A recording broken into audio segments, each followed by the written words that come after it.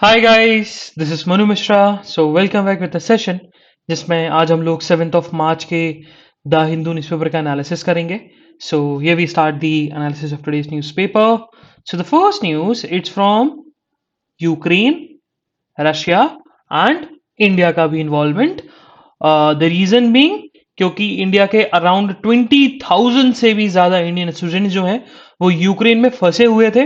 उसमें से अराउंड 16,000 लोगों को इवैक्यूएट कर लिया गया बिकॉज क्योंकि यूक्रेन में वॉर चल रही है ना।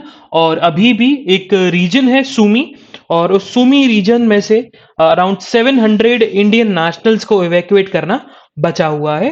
That's what our government had stated. Okay, ये चीज उन्होंने बताया।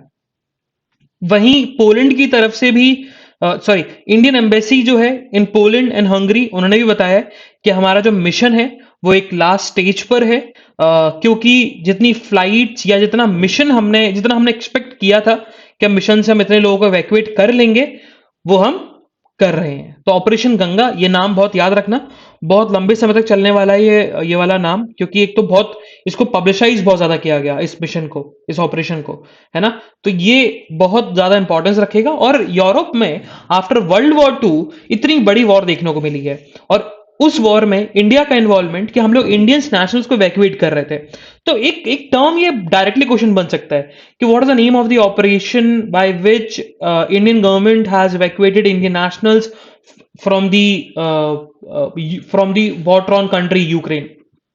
So Operation Ganga. Okay, moving further.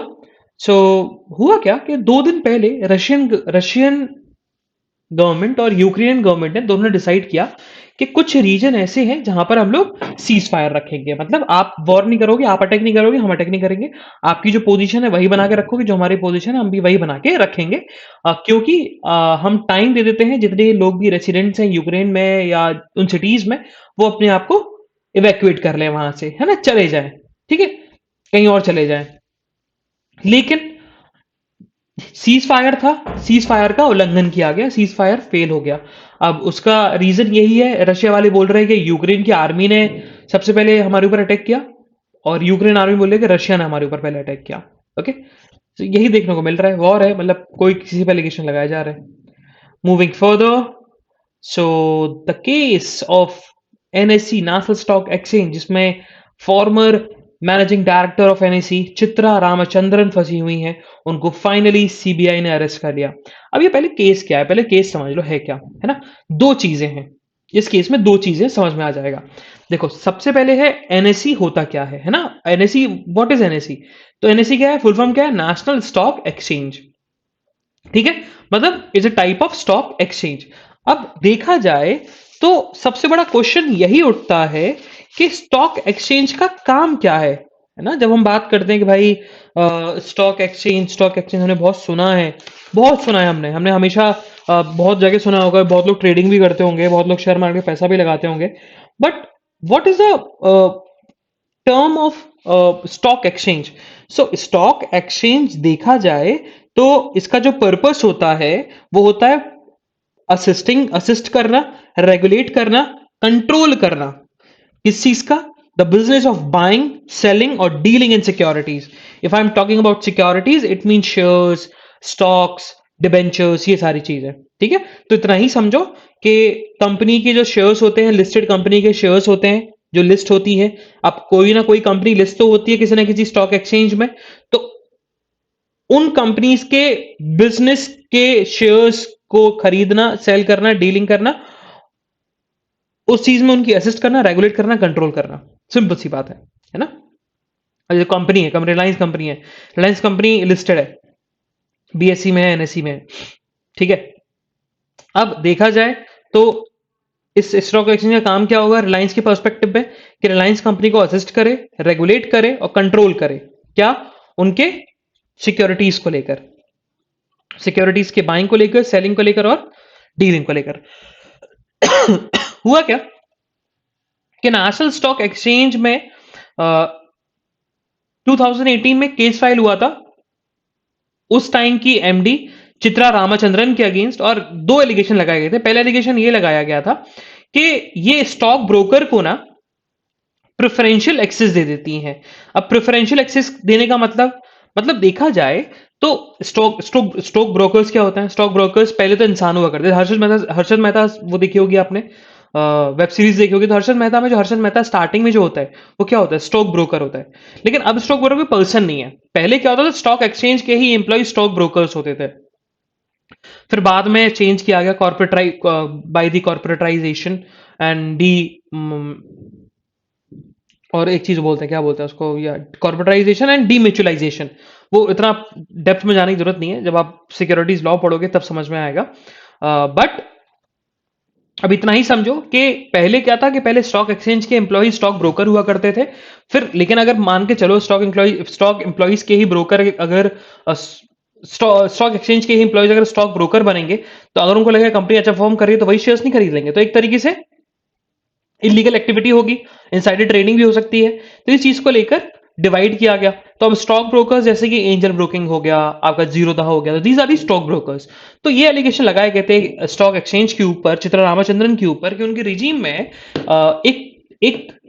एक वो था, स्टॉक ब्रोकर था, उसको प्रेफरेंशियल एक्सेस दिया जाता था अबाउट द मार्केट डेटा को लेकर, है ना। ये एलिगेशन लगाया गया था। और दूसरा ये था कि चित्रा रामचंद्रन जो है, चित्रा रामकृष्णा कि वो एक पर्सन, एक अनआइडेंटिफाइड पर्सन जिसको हिमालयन योगी बोलती थी, वो उनसे कंसल्ट करती थी जब भी वो कोई मेजर डिसीजन या कोई भी डिसीजन लेती थी about the Nath stock exchange को लेकर।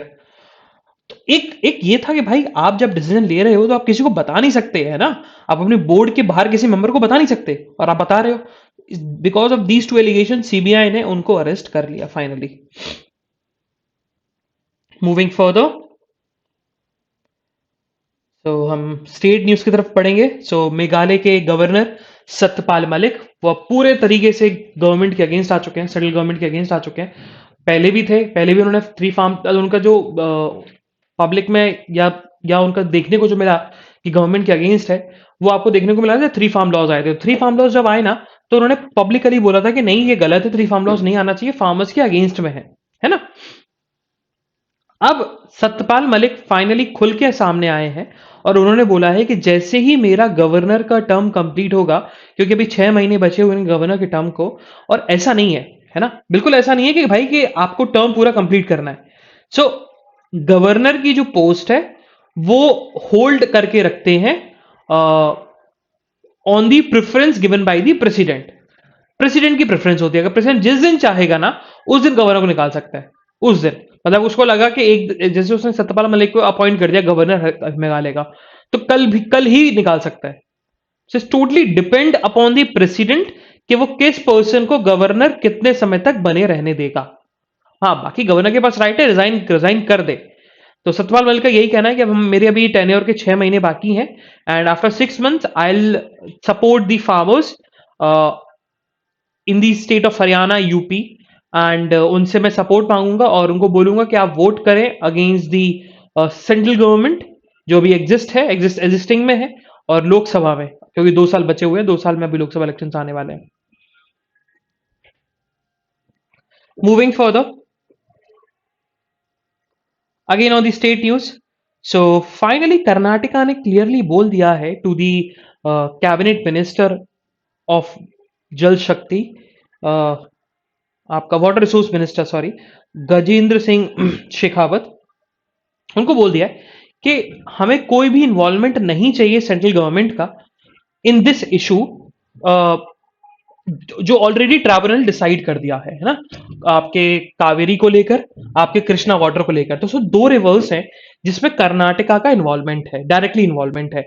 एक है आपकी कृष्णा और दूसरी है आपकी कौन सी, कावेरी। क्योंकि कावेरी तो 2 स्टेट से फ्लो होती है, कर्नाटका और आपका तमिलनाडु। तो कावेरी को लेकर तो मेघदातु प्रोजेक्ट में बहुत बड़ा इशू बना हुआ है, और कृष्णा वाटर पर भी एक इशू बना हुआ है, क्योंकि कृष्णा वाटर ट्राइब्यूनल जो था, कृष्णा रिवर वाटर ट्राइब्यूनल जो था, वो 2014 से पहले बना हुआ है। तो इशू क्या है कि उसमें सिर्फ 3 पार्टी थी, महाराष्ट्र, कर्नाटका और आंध्र प्रदेश। लेकिन अब 4 स्टेट बन गए। तो अब 3 स्टेट्स को 4 स्टेट पे 4 पार्टीज में बनाने की बात चल रही है। उसी चीज को लेकर कर्नाटका ने बोला है कि जो ऑलरेडी ट्राइब्यूनल ने डिसाइड कर दिया, जो ऑलरेडी ट्राइब्यूनल ने अवार्ड्स दे दिए, उसमें हम नहीं चाहते कि सेंट्रल गवर्नमेंट का इन्वॉल्वमेंट हो। Moving further, so director general of police है आपके केरला के, of the fire and rescue services, उन्होंने बोला है, आई एम एक्सट्रीमली सॉरी अगर आपको बाहर साउंड आ रहा है, so I'm extremely sorry, but I'll repeat it once more. So what happened? So director general of police जो हैं फायर एंड रेस्क्यू सर्विसेज के, उन्होंने बोला है कि पुलिस फोर्स में जेंडर जस्टिस होना बहुत ज्यादा जरूरी है। That's what DGP had stated, and the name of the DGP is B Sandhya. So she stated in the women's parliament, जो कि कोझिकोड में हुआ था, कि जेंडर जस्टिस होना बहुत इंपॉर्टेंट है। अब जेंडर जस्टिस का मतलब, एक तो जेंडर जस्टिस हम जेंडर इक्वेलिटी से भी लेके चल सकते हैं, और जैसे कि मान के चलें कि अगर आपने मूवी देखी होगी, अभी एक मूवी बनी थी जिसमें जानवी कपूर थी, कारगिल गर्ल।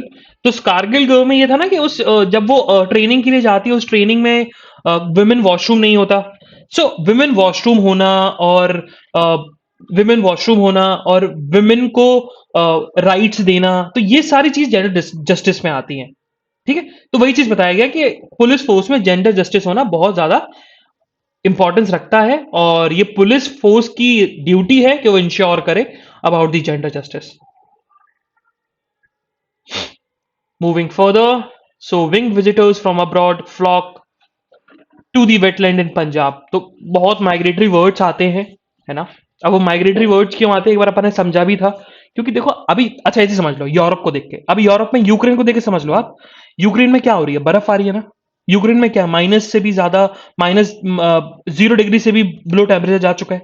अब खुद सोचो, जब एक ह्यूमन बीइंग इतने कपड़ों के साथ सरवाइव नहीं कर पा रहा, तो इस विंटर में जो यूरोपियन वर्ड्स हैं, विदाउट एनी क्लोथ्स, वो कैसे सरवाइव कर सकती हैं। तो जो बर्ड्स हैं वो ऐसे क्लाइमेट में आ जाती हैं, ऐसे क्लाइमेट में वो माइग्रेट कर जाती हैं फॉर द टाइम बीइंग, कि उनके हिसाब से जो क्लाइमेट है, क्योंकि ह्यूमंस तो माइग्रेट नहीं कर सकते, तो ह्यूमंस अपने लिए क्लोथ और वो बहुत सारी चीजें अडेप्ट कर लेते हैं, but what about the birds, what about the animals.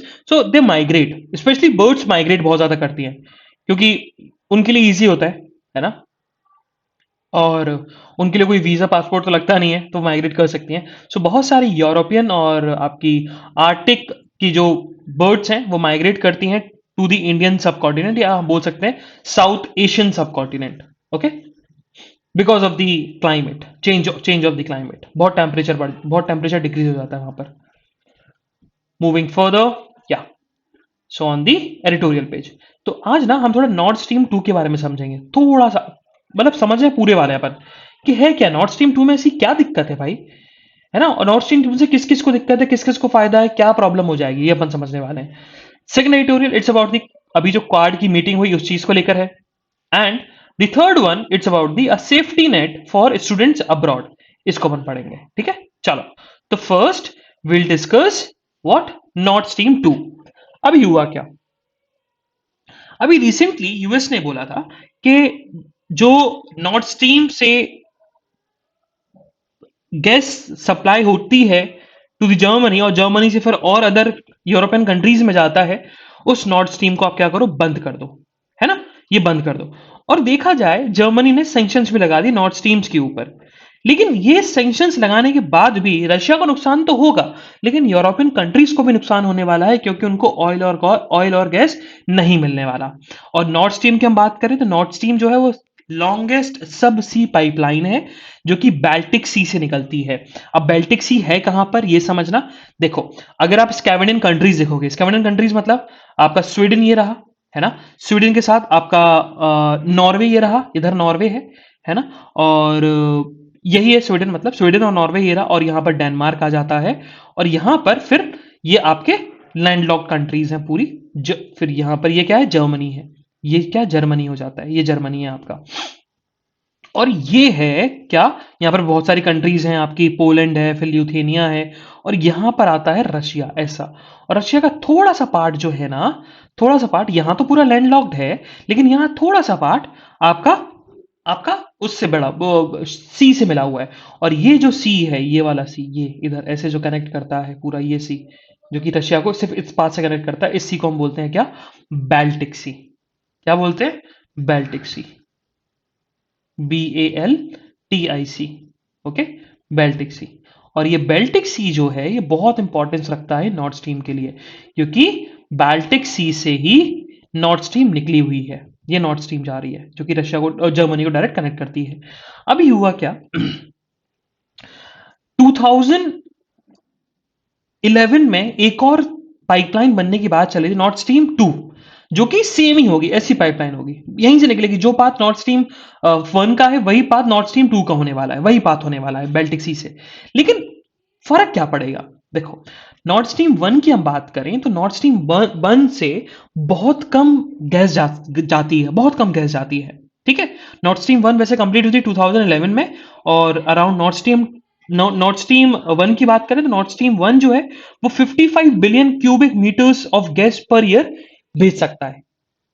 ठीक है, अब यूरोपियन कंट्रीज को और भी ज्यादा गैस की जरूरत है, और भी ज्यादा गैस और ऑयल की जरूरत है।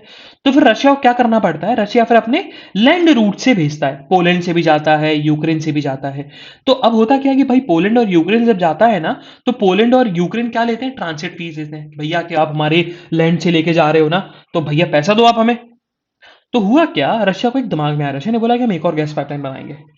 और एक और पाइपलाइन बनाने के बाद हमारी जो डिपेंडेंसी है पोलैंड के ऊपर, यूक्रेन के ऊपर और अदर कंट्रीज के ऊपर, ल्यूथेनिया के ऊपर, आपका ल्यूथोनिया, लातविया, यूथोनिया के ऊपर, वो डिपेंडेंसी कम हो जाएगी, हमें ट्रांसमिट देने की जरूरत नहीं पड़ेगी, और हम डायरेक्टली गैस सप्लाई कर पाएंगे जर्मनी को, यूरोपियन कंट्रीज को। ट्रांसिट फीस देने की जरूरत हमें पड़ेगी नहीं यहाँ पर। क्योंकि अभी हम एक पाइपलाइन से 55 क्यूबिक, आपका 55 billion cubic metres of gas per year भेजते हैं। और अगर ये दूसरी पाइपलाइन भी बन गई तो हम लोग combined 110 billion cubic metres of gas per year भेज पाएंगे यूरोप को फॉर एटलीस्ट 50 ईयर्स। 50 साल तक उस पाइपलाइन में कुछ नहीं होने वाला। और 2011 में इस नॉर्थ स्ट्रीम 1 कंप्लीट हो गई थी, और उसके बाद नॉर्थ स्ट्रीम 2 का काम कंप्लीट होना, नॉर्थ स्ट्रीम 2 जो है वो स्टार्ट हो गया था, काम होना स्टार्ट हो गया था, और कंप्लीट भी हो गई है सितंबर 2021 में, है ना। अब यहाँ ऑपरेशन नहीं है, अभी ऑपरेशन नहीं है because of the pressure of USA. Operation होने वाली थी, लेकिन यूएस और यूक्रेन का क्या हो गया, आपका रशिया और यूक्रेन का क्या हो गया, वॉर हो गया। ये है, ठीक है। सो अगर हम बात करें तो नॉर्थ स्ट्रीम जो है वो आपका एक्सक्लूसिव इकोनॉमिक जोन से जाती है, ईजेड से जाती है। ईजेड मतलब बैल्टिक सी से जाती है, तो भैया 200 नॉटिकल माइल्स तक आपका ईजेड होता है ना। तो ईजेड लगता है, रशिया का लगता है, फिनलैंड का लगता है, स्वीडन का लगता है, डेनमार्क का लगता है, जर्मनी का लगता है ना। लेकिन अगर हम थोड़ा सा जर्मनी की बात करें तो जर्मनी में भी इस गैस पाइपलाइन का अपोज हुआ है, बल्कि जर्मनी ने इस गैस पाइपलाइन को वेलकम किया था। बट बहुत सारे ऐसे इन्वायरमेंटलिस्ट हैं, उन्होंने इस गैस पाइपलाइन को अपोज किया था। उन्होंने ये बोला था कि अगर हम और ज्यादा गैस और ऑयल लेने लगे रशिया से नॉर्थ स्ट्रीम 2 के तहत, तो हमारे जो फॉसिल फ्यूल के ऊपर डिपेंडेंसी है वो आप कैसे कट डाउन करोगे, है ना। फिर हम क्लाइमेट चेंज से कैसे फाइट करेंगे? हमारा काम क्या था कि भाई जो फॉसिल फ्यूल है हमें उनको बचाना है ना, क्योंकि उससे फॉसिल फ्यूल को बचाना भी है फॉर दी सस्टेनेबल डेवलपमेंट, और हमें उनका कम यूज भी करना है, क्योंकि हमें क्लाइमेट चेंज को भी हमें फोकस में रखना है।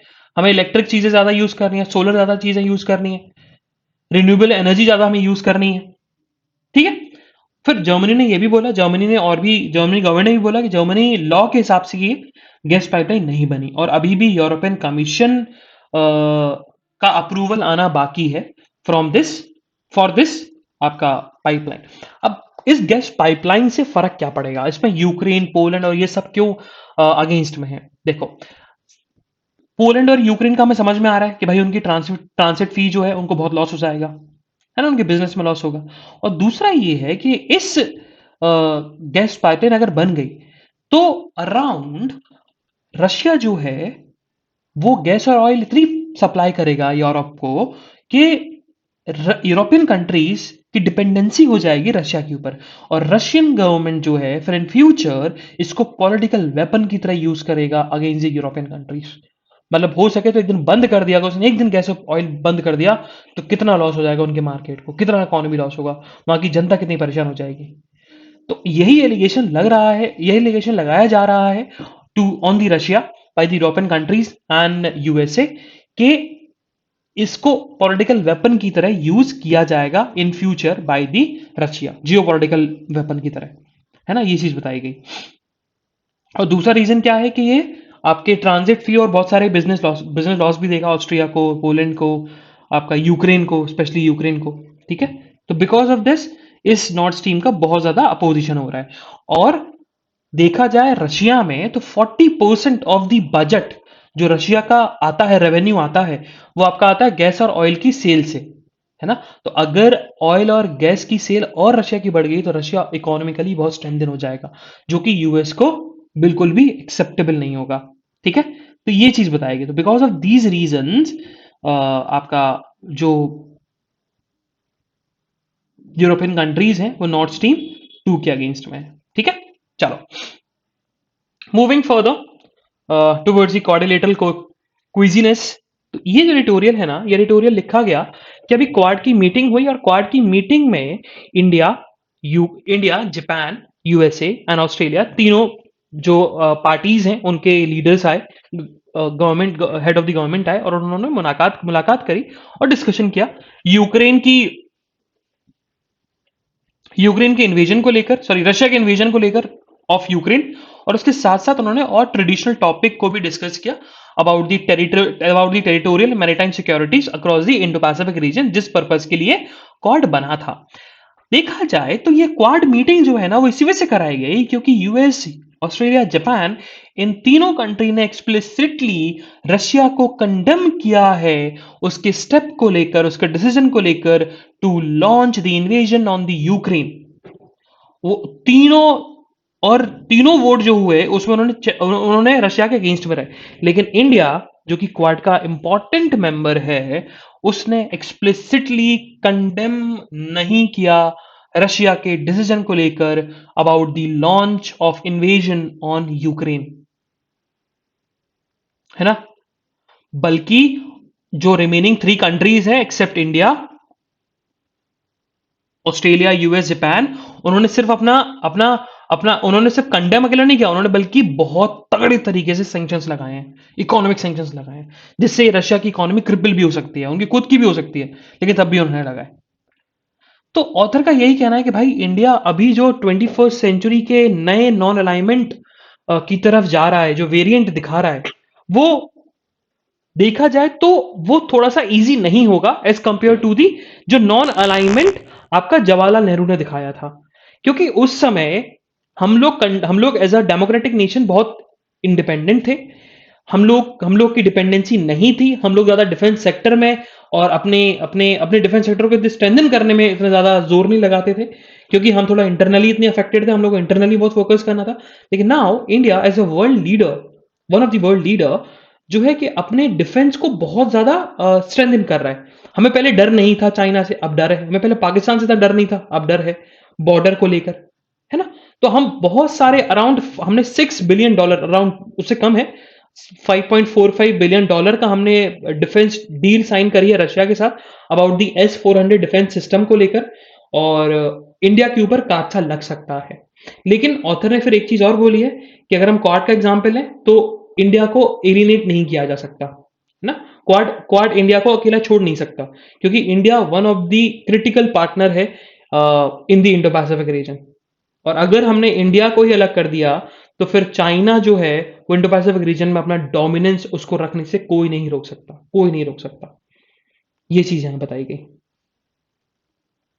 Moving further, then it's about the safety net for students abroad. देखो सबसे पहले ऑथर ने जो एडिटोरियल स्टार्ट किया ना, बड़े ही इंटरेस्टिंग सेंटेंस से स्टार्ट किया। उन्होंने बोला कि हम लोग सेंचुरीज से बात कर रहे हैं, हम लोग 19th सेंचुरी की बात करें, हम लोग 20th सेंचुरी की बात करें, और इवन 21st सेंचुरी की बात करें तो महात्मा गांधी, B.R. अम्बेडकर, जवाहरलाल नेहरू, अमर्त्य सेन, मनमोहन सिंह, बहुत सारे इंडियंस जो हैं हायर एजुकेशन परस्यू करने के लिए अब्रॉड गए।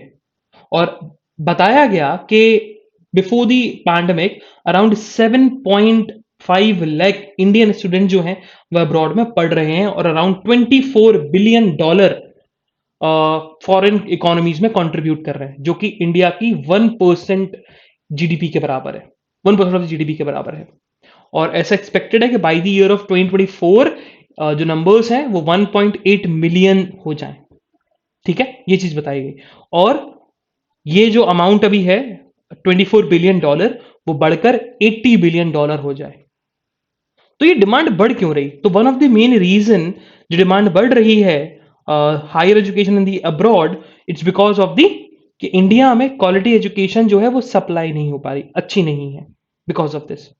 ये चीज बताई गई। और एक उन्होंने खुद एग्जाम्पल दिया कि देखा जाए तो इंडिया में below the under the age of 25 जो इंडियन यूनिवर्सिटीज हैं, उसमें से कोई भी इंडियन यूनिवर्सिटीज वर्ल्ड की टॉप 100 यूनिवर्सिटीज में है ही नहीं। तो बच्चों का जो एस्पिरेशन है वो ये होता है कि हमारी हायर एजुकेशन अच्छी होनी चाहिए, इवन पेरेंट्स का भी। तो कुछ पेरेंट्स ऐसे, इनको पैसे खर्च करने में दिक्कत नहीं होती है अपने बच्चों को पढ़ाने के लिए, तो अपने बच्चों को अब्रॉड भेज देते हैं और वो चाहते हैं कि उनके बच्चे जो है उनको क्वालिटी एजुकेशन मिले और वर्ल्ड की टॉप मोस्ट यूनिवर्सिटी से वो लोग पढ़ के आए।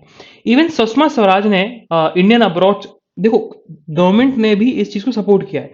उन्होंने ये चीज बोला था, इवन सुषमा स्वराज जब एक्सटर्नल अफेयर मिनिस्टर थी तो उन्होंने जितने भी इंडियन स्टूडेंट जो अब्रॉड में पढ़ रहे थे उनको टर्म दिया था as a brand ambassador. Even Modi ji ने भी बोला था कि जो यूके में बच्चे स्टूडेंट्स पढ़ रहे हैं, they will act as a living bridge between the two countries, UK and India. और हम लोग सेलिब्रेट करते हैं इंडियंस के अचीवमेंट को लेकर, जैसे सुंदर पिचाई के अचीवमेंट को लेकर, सत्या नडेला के अचीवमेंट्स को लेकर, ये चीज बताएगी, है ना। और वर्ल्ड में अगर हम बात करें तो इंडिया जो है is the second largest source of international student after China, और एक्सपेक्टेड है कि और भी ज्यादा ग्रो करेगा। लेकिन ऑथर का ये कहना है कि अभी जैसे यूक्रेन का हम इशू देखने को मिला, तो यूक्रेन में बच्चे फंसे रह गए, है ना। वो तो चलो इतना बड़ा वॉर था, इंडियन इंडियन गवर्नमेंट की हमें तारीफ करनी पड़ेगी कि उन्होंने मेजोरिटी ऑफ द बच्चों को इवैक्यूएट कर लिया। लेकिन और भी प्रॉब्लम्स देखने को मिलती है। उन्होंने कनाडा का एग्जांपल दिया कि कनाडा में 2000 बच्चों का फ्यूचर लटका हुआ है, रीजन बीइंग क्योंकि कॉलेज को एब्रप्टली क्लोज कर दिया गया, एब्रप्टली क्लोज कर दिया गया। और बच्चों का फिर एलिगेशन लगाया गया कि आपने क्लोज तो कर दी यूनिवर्सिटीज, लेकिन जो हमने लाखों रुपए फीस जमा करके रखी हुई है उसका क्या? क्योंकि आपका आपका कॉलेज बैंकरप्ट हो गया, उससे हमारा क्या? हमारा तो लाखों रुपए चला गया। यूके में हुआ था, यूके में क्योंकि बहुत सारे बोगस कॉलेज खुल गए थे, क्योंकि डिमांड बढ़ रही थी बच्चों की, फॉरेन इंटरनेशनल बच्चों की, हमें पढ़ना है यूके में, तो बोगस कॉलेज खुल गए, एक इलीगल बिजनेस चलने लगा। तो बहुत सारे बच्चे कल जो फ्यूचर है उस पर इंपैक्ट पड़ा। ऑस्ट्रेलिया ऑस्ट्रेलिया ने बिकॉज ऑफ द पैंडेमिक अपने बॉर्डर्स को शट डाउन कर दिया था, जिससे बहुत सारे इंडियन स्टूडेंट जो एनरोल थे ऑस्ट्रेलियन कैंपसेस में, उनको अलाउड ही नहीं था। इवन यूएस में भी, यूएस में आपका वो हुआ था, H1 वीजास को लेकर प्रॉब्लम थी, H1B1 वीजास को लेकर प्रॉब्लम थी, तो इंडियन स्टूडेंट्स को बहुत प्रॉब्लम हुई। तो ये ऑथर का यही कहना है कि ये सारी प्रॉब्लम्स तो होंगी, डिफरेंट नेशंस में डिफरेंट प्रॉब्लम्स होती हैं, बट जब हम इंडियंस के अचीवमेंट को अपने, जब इंडियंस के अचीवमेंट जो कि उसने बहुत अचीव किया है अपने वर्ल्ड लेवल पर, इंटरनेशनल लेवल पर, हम लोग उसमें बहुत ज्यादा सेलिब्रेट करते हैं, तो ये इंडियन गवर्नमेंट की भी रिस्पॉन्सिबिलिटी है कि उन बच्चों को वो सेफ्टी नेट प्रोवाइड करें, है ना, सेफ्टी नेट प्रोवाइड करें, ये चीज है। तो इस चीज को लेकर ऑथर ने दो तीन चीजें दी है, जैसे उन्होंने बताया कि भाई बच्चों को मैंडेटरी इंश्योरेंस स्कीम होना बहुत ज्यादा जरूरी है। अगर कोई फॉरेन कंट्री में पढ़ने जा रहा है तो इंश्योरेंस स्कीम होना बहुत ज्यादा जरूरी है, होना चाहिए। ठीक है। और फिर क्योंकि उन्होंने बोला कि देखो इवन देखा जाए तो यूके में कितना बिजनेस होता है, $30 बिलियन का बिजनेस होता है अभी एक्सपेक्टेड जो है, बाकी इंक्रीज तो $80 बिलियन तक होने वाला है all over the world, but सिर्फ इवन यूके में $28.8 बिलियन का बिजनेस होता है because of the higher education. So insurance, mandatory insurance scheme responsibility है for the welfare of the student जो कि फॉरेन कंट्री में अपना पढ़ाई कर रहे हैं, ये चीज बताई गई। ओके। और फिर ऑथर ने यही लिखा है कि जब हम अचीवमेंट जो है इंडियन अब्रॉड की सेलिब्रेट करते हैं तो हमारी रिस्पॉन्सिबिलिटी है कि हम उनके वेलफेयर को भी सेफ गार्ड करें। मूविंग फर्दर, सो मोदी जी कल आए और मोदी जी ने एक चीज बोली है, उन्होंने बोला कि ऑपरेशन गंगा से ये प्रूफ होता है कि इंडिया की इंडिया की कितना, इंडिया का कितना इन्फ्लुएंस बढ़ा है all over the world, around the world, क्योंकि हमने इजीली इतने बच्चों को इवैक्यूएट कर लिया और हम बहुत नेशन से आगे थे। फिर बाकी लेकिन जो अपोजिशन, उन्होंने ये चीज बोला कि आपने इस इवैक्यूएशन को पॉलिटिसाइज कर दिया, अपनी गवर्नमेंट की तारीफ करवाने के लिए आपने इवैक्यूएशन इतना ज्यादा लाइमलाइट में लेके आए। ये चीज है। मूविंग फर्दर, सो रशिया के ऊपर सैंक्शंस लगे हुए हैं, उससे इंडिया को कोई फर्क पड़ता नहीं, क्योंकि अभी हुआ क्या कि चाइना जो है वो हर साल समर में क्या करती है, तिब्बत पर एक्सरसाइज करती है ना, एनुअल एक्सरसाइज होती है तिब्बत पर, आर्म फोर्स की एक्सरसाइज। तो उसके लिए इंडियन गवर्नमेंट थोड़ा क्लोज आई रखती है चाइना के ऊपर कि एक्सरसाइज कर रही है, कहीं हम प्रिपेयर तो नहीं हो रही अटैक को लेकर। तो इंडिया भी जो है अभी क्लोज वॉच रखेगा पीएलए आर्मी के ऊपर फॉर दी तिब्बत एक्सरसाइज।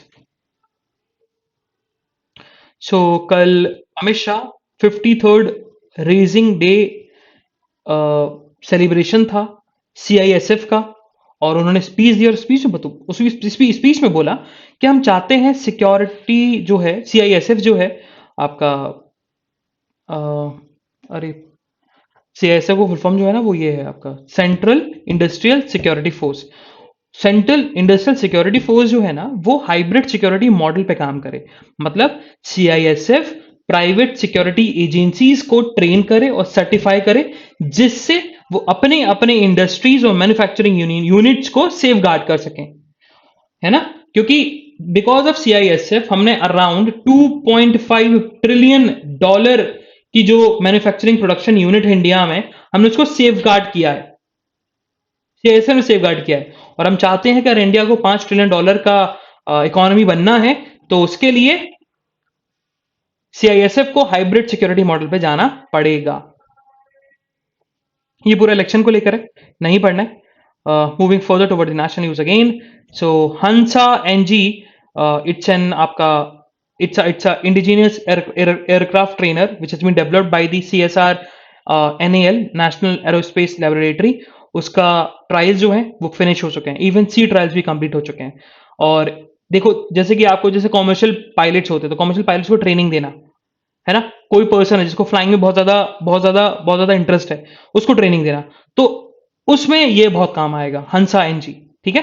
क्योंकि ये देखा जाए तो ये बहुत कम फ्यूल कंज्यूम करता है, और जो कॉमर्शियल फ्लाइट्स हैं उनके लेवल पे ही ये बना हुआ है, ठीक है। और लो कॉस्टिंग भी है इसकी, लो कंजम्पशन ऑफ फ्यूल भी है और लो कॉस्टिंग भी है इसकी। मूविंग फर्दर, सो मारियो पोलो में एवैक्यूएशन जो है सेकंड डे फेल रहा, because of the cease fire जो था उसका उल्लंघन किया गया, उसका ब्रीच हुआ। मूविंग फर्दर, इकोनॉमिक न्यूज में ऐसे कुछ न्यूज नहीं है जो हमारे एग्जामिनेशन पर्सपेक्टिव के लिए इंपॉर्टेंट हो। So this is the analysis of today's newspaper. हम लोग कल फिर मिलेंगे with some exciting news, exciting current affairs. तब तक के लिए bye bye, have fun and enjoy your day. Bye bye guys.